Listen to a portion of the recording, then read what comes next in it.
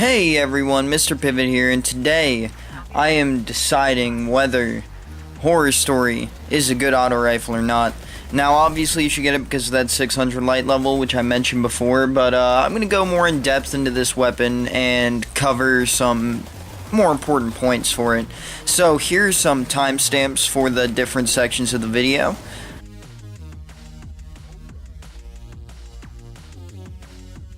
So you can jump to any one of those timestamps and get right to the point that you want to get to, because I like to be straight to the point. Let's see here. So we're starting with the origin story. Horror Story auto rifle. That honestly, it kicks some ass, but it's definitely almost the same as the origin story auto rifle, but more of a souped up, forsaken version of it. This is not a bad thing, considering Origin Story was definitely a kick-ass rifle back in its day. With the decal on the sides and the 600 power level, this gun is definitely one you want to get, if you're an auto rifle player, of course. So let's get started with the perks and the stats, and then I'll get to the personal ratings and thoughts on it. So let's get into it, guys. So for the stats, as you see up on the screen now, it's a 450 RPM rifle.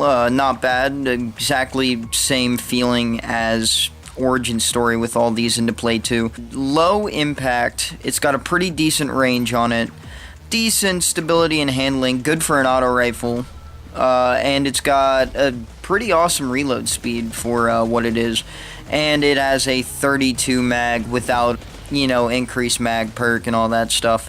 I don't remember what the stats of the Origin Story is. I don't have one anymore. I must have dismantled it, but it feels exactly the same as that rifle. So with that being said, we're going to get into the perks. Alright, so the weapon perks here, we have the precision frame, that's the intrinsic trait. This weapon's recoil pattern is more predictably vertical. Then we go to the scope. The only option for the scope, it is a red dot micro. Agile sight, short zoom, increases range and increases handling speed, which you would think would make it pretty decent for Crucible, but I'm going to get into that in a sec. Then we've got the flared magwell magazine, optimized for fast reloading, slightly increases stability and greatly increases reload speed. And then let's see here. I've got Zen Moment. That's one of the traits. Causing damage with this weapon increases its stability. And Rampage. Kills with this weapon temporarily gain increased damage. Stacks 3 times. All the perks are the same with every Horror Story auto rifle. That's just the set defined role that you'll get when you buy it. Here are the mods that I have on this weapon. I have the Dawning Brilliance shader, which I think looks pretty cool on it. The Icarus grip improves accuracy while airborne.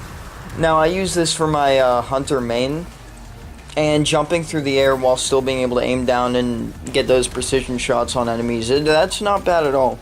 Icarus grip works pretty well, but the counterbalance mod might be the best option for this, as it is for a lot of the guns. Reload speed, masterwork, level 10 already, so that's pretty cool. Alright, now we are going on with our ratings. Let's see here. We're going to start with PvE, strikes, nightfall, etc. And as any auto rifle is, this one is really great for ad clearing. It's got a pretty decent magazine, awesome RPM. You can clear out crowds of enemies pretty easily with this high level auto rifle. It's pretty straightforward as that. Like, as the damage increases while you're killing enemies, the Rampage really is beautiful with that, and you're doing massive damage to entire groups of enemies. As far as boss monsters go though, there are better alternatives. Like, you could always, you should always go to your heavy weapon for a boss monster, but you know, it depends on what your preference is really. Any bosses, mini bosses, or final bosses, we have significantly better weapons, I suppose. I'm more of a hand cannon bow type player, so I don't use auto rifles all that often, but it still kicks some ass in PvE when you're clearing the ads. Just switch to something else when you get to the boss, if you want to, of course.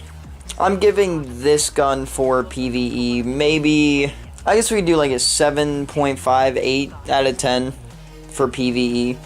And I've been putting a lot of time into running with this gun and all that, and I'd say it's around there, but there are plenty of better alternatives. Then we go to PvP. We've got the Crucible. This is strange, okay? And again, I'm not like an auto rifle player, and after auto rifles were sort of nerfed when Forsaken came out, I mean a few updates ago, not when it came out, it does not do a lot, and that low impact does not do it any good in the Crucible.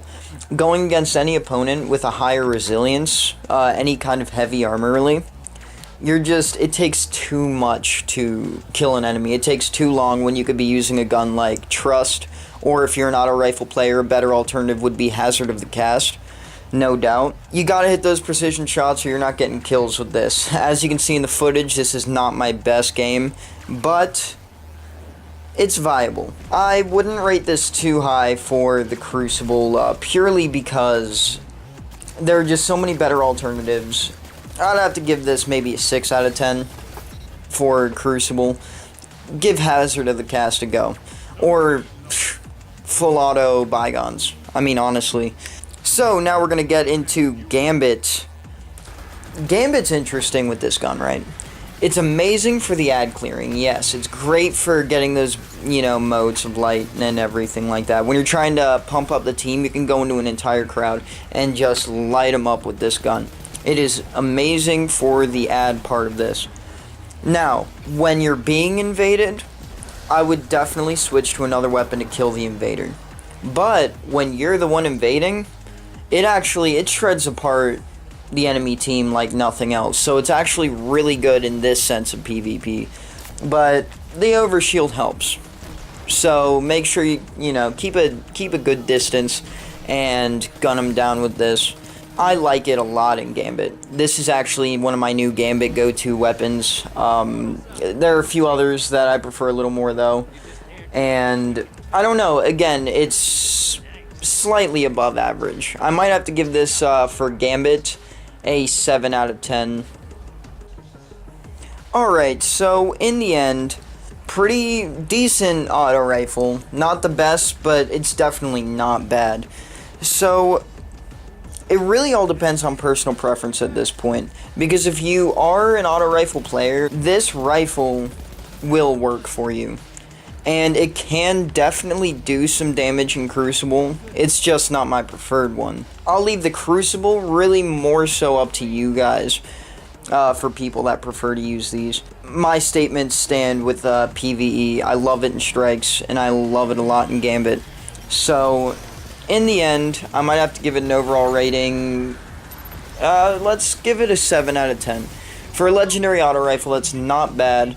Hazard of the Cast is definitely my preferred, and definitely better than this. But that 600 light level, like I've said so many times in the past, is worth it. So, definitely get this gun. I still incredibly recommend it, and I still believe that it's worth the grind to get it. With that being said, I think I'm going to wrap this video up. If there was anything I missed, please don't hesitate to comment, and I might cover it in a future video. Also, if there is any kind of opinions you want to give on this video, or on the rifle itself, or even ideas for future videos, I would totally be up for that. I've got more weapon reviews coming in the future, including rankings and everything like that, so make sure you like, comment, and subscribe. Hopefully I will see you guys in the next video. Take it easy now.